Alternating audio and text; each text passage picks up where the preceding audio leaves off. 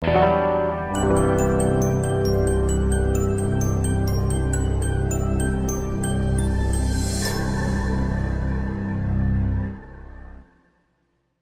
noite, graça e paz. Amém. Tudo bem com vocês? Quantos creem que Deus está aqui nessa noite? Faz assim, amém. Glória a Deus, irmãos. Há uma promessa na palavra que diz assim: onde 2 ou 3 estiverem reunidos, em meu nome, ali eu estarei. É óbvio que somos muito mais do que 2 ou 3. Não tem ideia de quantas pessoas tem aqui, mas Deus está no nosso meio. Deus está aqui, irmão. E todas as vezes que nós nos reunimos para buscar a Deus, é impossível Ele não se manifestar. É impossível Ele não falar. Quando a gente abre o nosso coração, quando a gente abre os nossos ouvidos, abre os nossos olhos, Deus vem e se manifesta. Amém? Eu quero trazer uma palavra de Deus para você nessa noite, uma palavra que vai te sustentar durante a semana, uma palavra que vai te dar direção para a tua vida, uma palavra que vai te orientar, vai ajudar você a tomar algumas decisões. Todavia eu preciso da tua atenção, preciso do teu foco, preciso que você esteja atento aqui comigo. Irmão Salomão, quando escreveu Eclesiastes capítulo 5, versículo 1, ele disse: guarda o teu pé quando entrares na casa de Deus. Amém? Porque o que Deus quer falar para você, eu não posso levar para minha casa essa noite. Eu tenho que deixar aqui, e você precisa levar para a sua casa, para você ser alimentado espiritualmente, para quando o diabo vir contra você, você ir contra ele no nome de Jesus, usando a palavra. Amém? Abra sua Bíblia em Êxodo capítulo 33, versículo 14. Quero trazer uma mensagem nessa noite sobre a presença de Deus. O que a presença de Deus gera na vida do homem? O tema é a presença de Deus e o título é Presença de Deus, causas e efeitos. Porque tem gente que pensa que é só ficar falando glória, glória, glória, glória, glória, glória, glória, aleluia, aleluia, aleluia, aleluia, aleluia, que a presença de Deus vem e enche aquela coisa toda. Isso é um equívoco, isso é um erro. Deus, Ele obedece, Ele faz aquilo mesmo que Ele determinou para que a gente cumpra. Como assim? Deus estabeleceu algumas leis, alguns princípios, irmãos. E Ele mesmo atende esses princípios para que a presença dEle se manifeste na nossa vida. A presença de Deus não vai vir porque a gente é muito espiritual, ou porque a gente é muito bonito, ou porque a gente tem os olhos verdes, ou tem um cabelo liso, ou é forte e musculoso. Não, muito pelo contrário. A presença de Deus vem para aqueles que cumprem alguns pré-requisitos, que cumprem algumas causas, que nós vamos ver hoje na vida de Moisés. Moisés foi um homem, como diz a palavra, que conversou face a face com Deus. Moisés foi um homem que teve uma intimidade, um relacionamento que pouquíssimos homens na terra tiveram. Moisés foi um homem que arrancou palavras da boca de Deus que pouquíssimos homens arrancaram. Eu quero mostrar para você as atitudes da vida de Moisés que causaram o fato. Qual fato? A presença de Deus. E essa presença de Deus gerou alguns efeitos na vida de Moisés. Eu escolhi esse texto de Êxodo 33, versículo 14 e 15, que diz assim: disse, pois, Deus, irá a minha presença contigo para te fazer descansar. Então respondeu Moisés: se a tua presença não for comigo, não nos faça subir daqui. Eu vou repetir. Disse Deus respondendo a Moisés: irá a minha presença contigo para te fazer descansar. Então respondeu Moisés: se a tua presença não for conosco, não nos faça subir neste lugar. Feche a sua Bíblia, coloque no seu colo e olha aqui para mim, por favor. Preste atenção. No versículo 17, mais abaixo, Deus vai falar assim para Moisés: achaste graça aos meus olhos. Todas as vezes que você vê essa expressão, essa frase, essa construção na Bíblia, saiba de uma coisa, que Deus está falando o seguinte: você me atraiu, as tuas qualidades me atraíram, o teu caráter, o teu jeito de ser, o teu jeito de andar, o teu jeito de viver, a tua personalidade, o teu coração me atraiu. Deus usou essa expressão com Davi, Deus usou essa expressão com Samuel, e Deus usou essa expressão com Moisés para falar: achaste graça aos meus olhos. Mas para Moisés arrancar uma expressão dessa da boca de Deus, algumas coisas ele cumpriu, algumas coisas ele obedeceu, algumas coisas ele fez. E é sobre isso que eu quero discorrer com você essa noite. Primeira coisa que Moisés fez e que Moisés tinha, que atraiu os olhos de Deus, o que era? Moisés tinha fé. Hebreus 11, 24 está escrito que pela fé Moisés rejeitou, depois de grande, ser chamado filho da filha de Faraó. Ele rejeitou pela fé, porque ele sabia que os prazeres do pecado não eram comparados à glória de estar na presença de Deus. Moisés tinha fé. Como é que está a nossa fé? Sabe que a nossa fé é como, eu já disse aqui uma outra vez, estação de ano. A cada 4 meses ela tem um patamar. A cada 4 meses ela tem um nível. Ou será que nós temos fé somente quando tudo vai bem? Ou será que nós temos fé quando tudo vai mal, né? Porque aí eu preciso de Deus, eu dependo de Deus, eu tenho que ir para a igreja, senão Deus não me ajuda. Como é que anda a nossa fé? Como é que anda a tua fé na tua casa? Porque aqui na igreja, irmão, é o lugar mais fácil de viver a fé. A gente entra na igreja, põe uma roupa, põe uma máscara, põe qualquer coisa que seja, se esconde das pessoas, mas lá na tua casa, junto com a tua esposa, junto com os teus filhos, junto com os teus pais, lá no teu serviço, é que você manifesta a tua fé. Eu tenho algo comigo que é muito importante, que eu sempre carrego. Na igreja, eu edifico a minha fé. Eu edifico a minha fé, eu vim aqui para ser alimentado, mas no mundo eu mostro a minha fé. De que adianta eu vir aqui, pular, sapatear, espumar, falar língua estranha, gaguejar, falar um monte de coisa. Chega lá fora, eu brigo com a minha esposa, eu desobedeço o meu chefe, faço coisa errada. Aí vem aqui, passo uma maquiagem espiritual. Está errado? Está errado? Primeira característica de Moisés, Moisés tinha fé. Moisés tinha fé. Segunda característica de Moisés, Moisés tinha amor pelo povo. Deus vira para Moisés e fala assim: olha só, Moisés, eu vou destruir essa raça. É um povo obstinado, um povo pecador. Eu vou destruir todo mundo e a partir de você vou fazer uma nova nação. Moisés vira para Deus e fala assim: espera aí, Senhor, o que as nações aqui vão dizer? Que o Senhor tirou o povo do Egito para morrer no deserto? Que o Senhor tirou o povo do Egito para morrer de fome no deserto, para morrer de sede? Espera aí, Senhor, calma lá. Moisés tinha amor pelo pecador. Moisés tinha amor por aquele que não tinha e não queria nada com Deus. Moisés tinha amor por aqueles que blasfemavam contra Deus.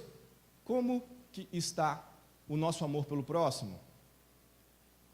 Será que o meu amor, a minha atenção, o meu tempo só é dado para quem me dá atenção, me dá tempo, me dá amor?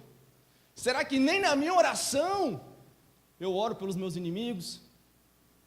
Moisés tinha amor pelo povo, ele foi diante de Deus e intercedeu: olha aqui, Deus, não mata não, o que as nações aqui vão dizer? Que o Senhor trouxe o povo do Egito para morrer no deserto?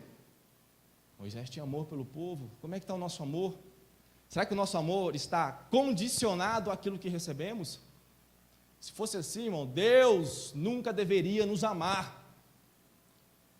Porque Deus amou o mundo de tal maneira que deu o seu Filho unigênito, para que todo aquele que nele crê não pereça, mas tenha a vida eterna. Ele decidiu amar, ele quis amar, não porque a gente tivesse alguma coisa, mas ele amou porque isso faz parte dele. Ele decidiu te amar, ele decidiu te trazer para esta igreja, ele decidiu te dar essa vida, ele decidiu restaurar você. E você? Será que tem amado? E eu? Não pense que porque eu estou aqui eu estou isento dessa responsabilidade, muito pelo contrário. Muito pelo contrário. Sou confrontado e tenho que ser confrontado todos os dias por essa palavra. Será que eu amo só aqueles que estão ao meu redor? Será que nem para orar por quem me persegue, por quem me calunia, por quem mente? Moisés amou aqueles que iam contra Deus, aqueles que blasfemavam, aqueles que iam contra Deus. Moisés intercedeu por eles. Primeira característica de Moisés, Moisés tinha o quê? Segunda característica, Moisés tinha o quê? Terceira característica de Moisés, Moisés tinha discernimento espiritual. É o que falta muito hoje para a gente. Se a gente falar assim em qualquer lugar aí, irmãos, isso aí é geral, é generalizado. Um anjo está aqui, 24 asas, 300 olhos, 2 cabeças e fogo e com espada. O povo fica doido, é uma loucura e dá glória a Deus. Aí quando fala, Deus está aqui, é aquela coisa, aquele silêncio. Jesus está aqui. Irmãos, por 2 vezes Deus falou para Moisés, o meu anjo irá diante de você para te conduzir no deserto. O que Moisés fez? Moisés ficou em silêncio. Espera aí, Deus está mandando um anjo? Olha o versículo 15 que nós lemos. Não me faça subir deste lugar se a tua presença não for comigo. Tem gente que busca revelação, busca não sei o quê, busca... Irmãos, nós temos que saber classificar as coisas no reino de Deus. Nós temos que ter discernimento espiritual. Escuta só, preste atenção. Tem gente que dá mais atenção para uma revelação do que para a palavra de Deus. O culto hoje não foi bom, porque não teve revelação. Não revelou nada. Igual o pastor fala, né? Parece Kodak, né? Só revela, revela, revela. Não revelou nada. Que é isso?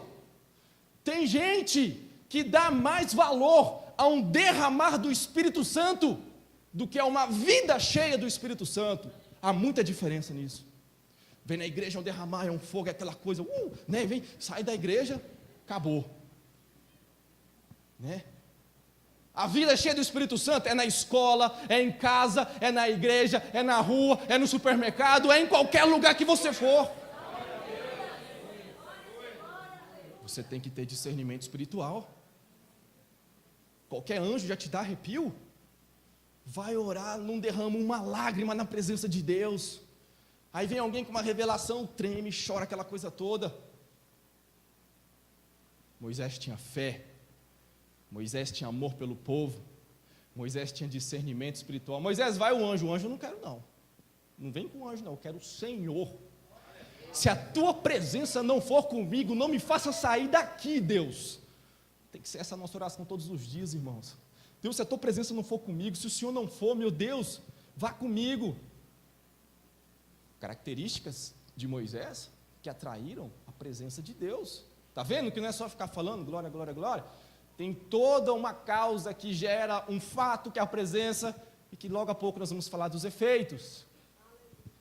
Moisés tinha fé, Moisés tinha amor pelo povo, Moisés tinha discernimento espiritual. 4º lugar, Moisés tinha coragem. Moisés era intrépido. Moisés vai diante de Deus, irmão, e fala assim, olha aqui, Senhor, ou o Senhor perdoa o pecado desse povo, ou risca o meu nome do teu livro. Rapaz, Moisés era abusado. Moisés era abusado. Olha a oração que ele faz diante de Deus. Ô Deus, escuta aqui, ou o Senhor risca o nome desse povo do teu livro, perdoa o pecado, ou então risca o meu nome, melhor dizendo. Perdoa o pecado ou risca o meu nome. Que negócio é esse? Aí Deus responde para ele, olha aqui, Moisés, a alma que pecar, esta morrerá. Irmãos, nós temos que ter coragem na nossa vida para algumas coisas. Nós temos que ter ousadia para enfrentar algumas coisas. E entenda uma coisa, ser corajoso não significa que você não tenha medo. Coragem não é ausência de medo. Coragem é resistência ao medo. Mesmo estando com medo, eu vou. Mesmo estando com medo, eu vou buscar, eu vou orar, eu vou em frente. Mesmo estando com medo, eu vou adiante. Irmão, os homens da Bíblia conquistaram as coisas pela coragem, pela fé. Vocês acham que ele não tinha medo? Eu tenho medo, sabe, da gente passar essa imagem de crente Superman, infalível, imbatível, que tudo pode, e não sei o quê. O que é isso, rapaz? Se eu rasgar o livro da minha vida aqui para você e falar do que eu tenho medo, e é muita coisa, mas quando eu coloco as coisas diante de Deus, quando eu coloco as minhas preocupações diante de Deus, é gerada uma coragem dentro de mim, Deus me fortalece, a minha fé é reanimada, a minha fé é reabastecida, e eu vou diante. Você precisa ter fé, você precisa ter amor pelos perdidos, você precisa ter discernimento espiritual, você precisa ter coragem. Em 5º lugar, o que Moisés fez que atraiu a presença dele?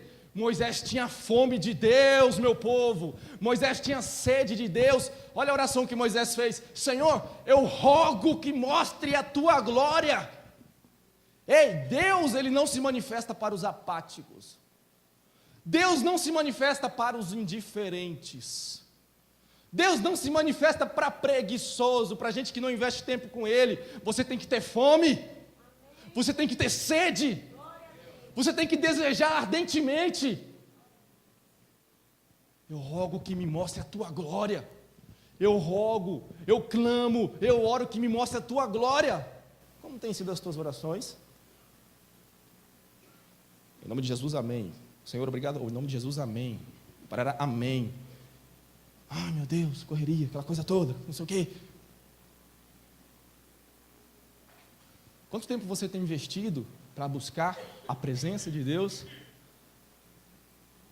Irmão, tem alguma coisa de espiritual nesses negócios tudo aqui, né? Porque a gente pensa, nossa, Moisés foi diante do povo, sapateou, rodopiou, caiu, levantou e Deus veio. Olha aqui, irmão, o que Moisés teve? Atitudes que causaram o fato da presença de Deus acompanhar a vida dele. Moisés teve fé, Moisés amou o povo, Moisés teve discernimento, Moisés teve coragem, Moisés tinha fome de Deus. Fome de Deus. Aí não tem como Deus não falar: achaste graça aos meus olhos. O cara desse vai atrair Deus na hora.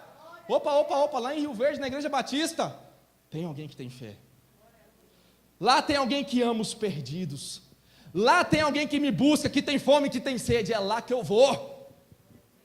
Deus se manifesta, irmão. Outra coisa que eu destaco da vida de Moisés, Êxodo 34:11. Deus vira para ele e fala assim: Moisés, me obedeça. Irmão, já estou falando coisas aqui que vocês já ouviram há muito tempo. Só que a palavra de Deus, ela não sabe. Tem gente que espera grandes coisas, aquele trem todo, né? Irmão, tem que obedecer a Deus. Quem sabe você, como eu, já está careca de saber. Tem que obedecer a Deus. Tem que obedecer a Deus. Obedeça aos mandamentos de Deus. Obedeça à lei de Deus. Obedeçam às ordens de Deus. Quer crescer como? Quer ser abençoado como? Dá jeitinho em tudo. Compre e não paga. Pega emprestado e não devolve. Promete e não cumpre. Fala que vai e chega atrasado. Obedeça às leis de Deus. Obedeça a voz de Deus. E o Senhor irá te abençoar. Amém? Vamos lá. O que Moisés teve? Primeiro, Moisés teve. Segundo. Terceiro. Quarto. Quinto. E sexto. Moisés obedeceu a Deus. Sei lá. Sétima característica que eu destaco de Moisés, depois nós vamos pular para aquilo que a presença dele produziu, a presença de Deus produziu na vida de Moisés. Irmão, isso aqui é interessante, não tem um versículo específico, mas eu consigo ver ao longo da história do Antigo Testamento. As coisas que aconteceram no deserto eram de forma organizada, tinha ordem. Entenda uma coisa, Deus, Ele não é um Deus bagunçado, Ele não é um Deus que faz de qualquer jeito, não. Né? A gente é assim, né? Não, essa caixa está quebrada, aquela coisa toda, mas é para a glória de Deus, é para Deus. Né? Não, o culto está meio churuca, mas é para Deus. Né? Não, eu estou indo aqui, mas é para Deus, de qualquer... Não, 1000 vezes não. Você acha o quê? Aproximadamente 2 milhões de pessoas no deserto. Não tenha dúvida. Lá tinha gente grávida, tinha aleijado, tinha cego, tinha surdo, tinha mudo. Como que Moisés ia conduzir esse povo todo no deserto? Tinha que ter ordem, tinha que ter organização, né? Na hora que o povo se instalou no deserto, já tinham vencido o Egito, né? Aí tinha a coluna de fogo e tinha a nuvem por cima deles. A coluna era à noite e a nuvem era durante o dia. Deus falou assim: quando a coluna andar ou a nuvem andar, vocês irão se movimentar. Então, qual era o sinal para saber que o povo tinha que caminhar no deserto? Através da movimentação da nuvem ou da coluna. Aí, a nuvem movimentava. Agora imagina, né? Moisés lá, olhando a nuvem movimentar. Está movimentando, então quer dizer que a gente tem que caminhar. Aí Moisés olha para todo mundo para trás e fala: corre, macacada, a nuvem está mexendo, vamos embora todo mundo.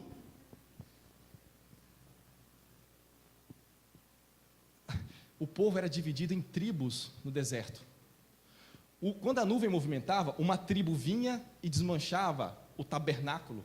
A outra tribo vinha e desmanchava e dobrava as cortinas. A outra vinha e carregava a arca de Deus. Cada tribo tinha sua atividade, cada tribo tinha sua tarefa. Não era um negócio bagunçado, não era um negócio sem agenda, não era um negócio descontrolado. Deus faz as coisas com ordem, e a gente quer entregar um culto desorganizado, quer entregar uma vida desorganizada diante de Deus, Deus não recebe. Pega o final do livro de Êxodo, depois você lê todo o livro de Levítico, 30 capítulos, onde Deus deixa o quê? Leis e ordens. 30 capítulos, um pedaço de Êxodo e o restante de Levítico todo. 30 capítulos, onde Deus coloca o quê? Ordem. Vamos pôr ordem na casa, vamos pôr lei. Para quê? Para o povo obedecer. E hoje, né, irmão, hoje no Brasil é comum desobedecer lei, né? Não pagar imposto. Para que pagar imposto? A gente está aí na época de declarar imposto de renda, né? Não, dá um jeitinho ali, para que isso, né? Hoje, com a corrupção que está aí, né? Não, meu povo lá faz, por que eu não posso fazer? Não quer obedecer? Isaías 45, 12, olha o que Deus fala. Eu criei a terra, e nela coloquei o homem. As minhas mãos formaram os céus, e a todos os seus exércitos eu dei as minhas leis. Deus deixou leis, irmão, para a gente cumprir. Vamos para o Novo Testamento, a igreja. Você acha que a igreja é uma bagunça? A igreja tem ministérios, né? A igreja tem pastores, tem diáconos, tem missionários. Tudo é organizado, irmão. Tudo tem seu tempo, tem sua ordem, tem seu momento, né? Olha que interessante. No altar, quando o povo ia devolver, ia sacrificar, lá no Antigo Testamento, o sacerdote ele tinha que colocar o animal com ordem sobre o altar. Lá em Levítico capítulo 1, se ele chegasse lá e jogasse o animal de qualquer jeito, Deus não aceitava aquele sacrifício. Tinha que colocar com ordem, do jeito certo, da forma correta. E hoje no Novo Testamento, o altar representa a nossa vida. Como é que a nossa vida está diante da presença de Deus? Chega lá de qualquer jeito, não se prepara, não faz nada. Senhor, estou aqui, aquela coisa toda. Mas é para Deus, não é para Deus, é de qualquer jeito. Para com isso. Você tem que ter ordem na sua vida. Você tem que ter organização. Começa as coisas, não termina. Sabe? Promete as coisas, não cumpre. Olha aqui, irmão. A Bíblia nos mostra exemplos, inúmeros exemplos de ordem e organização. Até um rei, para morrer, teve que pôr a ordem na casa dele. Segundo Reis, capítulo 20, o rei Ezequias, o profeta Isaías visita ele e fala assim: Ezequias, você vai morrer. Mas antes de morrer, põe ordem na sua casa, arruma a sua casa, está uma bagunça. Irmãos, com todo respeito, tem gente aqui que tem idade para ser meu pai, meu avô, mas, quem sabe a tua casa não está uma bagunça?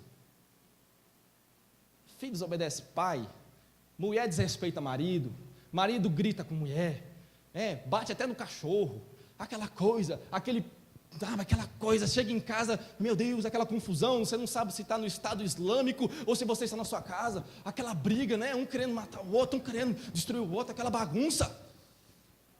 Põe ordem na tua casa, defina os papéis, a mulher faz o papel do marido, o marido faz o papel da mulher. O filho olha assim, mas quem que eu não sei, o menino olha, mas quem que é o papai, quem que é a mamãe? Põe ordem na tua vida financeira, para de gastar mais do que você ganha. Compra. Aí esquece que depois de 30 dias vem uma correspondência chamada fatura de cartão de crédito. Põe ordem na sua vida com Deus. Estabelece objetivos e cumpra. Duvido se Deus não vai te abençoar. Duvido se Deus não vai mudar a sua vida. Irmãos, tem testemunhos aqui, irmãos, aos montes. Quinta-feira teve uma irmã que deu testemunho aqui, 80, 85, quase 90 km por hora, num carro, bateu, só arranhou só por causa do cinto. Isso é Deus na vida das pessoas. Isso é Deus mudando a vida das pessoas. E nessa igreja você pode ter certeza que Deus está aqui. Todavia você precisa colocar ordem na sua casa, na sua vida. Irmãos, Deus não faz nada sozinho. Deus trabalha em sinergia com o homem. Deus trabalha em conjunto com o homem. Nós fazemos, Deus faz. Nós fazemos, Deus faz. Nós fazemos, Deus faz. Quando você fazer, Deus vai fazer. Quando você ouvir Deus, Deus vai ouvir você. Quando você falar com Deus, Deus vai falar com você. Moisés teve essas características que eu destaquei aqui. Quando ele viveu tudo isso e muitas outras coisas mais, não tenho a presunção de esgotar o assunto aqui, Moisés teve o fato que foi a presença de Deus na vida dele. E eu destaco 3 efeitos da presença de Deus na vida de Moisés. Eu falei até agora das causas. Moisés teve fé, discernimento, coragem, parará, isso tudo. Agora eu vou falar dos efeitos. Primeiro efeito que eu destaco: quando a presença de Deus esteve na vida e junto com Moisés, sabe o que aconteceu com o povo? A presença de Deus era perceptível aos olhos e aos sentidos humanos. Como assim, Gustavo? Eu falei agora há pouco, Deus, para conduzir o povo, ele tinha uma nuvem sobre a cabeça do povo. Irmão, no deserto, faz mais de 50 graus durante o dia, e à noite a temperatura cai abaixo de 0. Durante o dia, havia uma nuvem que dava um clima de ar-condicionado. Durante a noite havia uma coluna de fogo que dava um clima de lareira. O povo ficava aquecido, porque senão morria de frio. O que é isso? O povo percebia nos seus sentidos humanos a presença de Deus. O que tem de gente aí vomitando: Deus está comigo, Deus que não sei o quê. Será que está mesmo? Porque quando Deus está conosco, irmão, as pessoas percebem. As pessoas sentem a presença do Espírito Santo. As pessoas veem no nosso olhar, veem nas nossas palavras que Deus está conosco.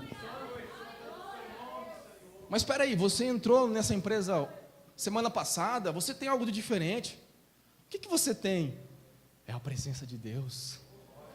Sabe, não é porque os seus olhos são verdes, seu cabelo é liso, você é forte. É porque o Espírito Santo age dentro de você. É porque você busca a Deus e Deus responde você. E a presença dele se torna perceptível às outras pessoas. Nossa, é bom estar com você porque você tem a presença de Deus. Sabe, tem pessoas que é agradável, que é bom estar junto, porque quando fala, Deus está falando. Numa simples conversa, num simples diálogo, é Deus ali, o Espírito Santo ministrando. Quando a presença de Deus estiver na sua vida, a sua vida manifestará a presença de Deus às outras pessoas. É perceptível. Você não vai precisar ficar se autopromovendo. Segundo ponto, quando a presença de Deus está na vida da pessoa, coisas extraordinárias acontecem, milagres. Nunca houve na Bíblia, em nenhum outro lugar, tantos milagres como aconteceu no deserto. Carne caía do céu, água brotava da rocha, era nuvem, era coluna, o povo era livre de animal peçonhento. Acontecia só milagre. Por quê? A presença de Deus estava ali.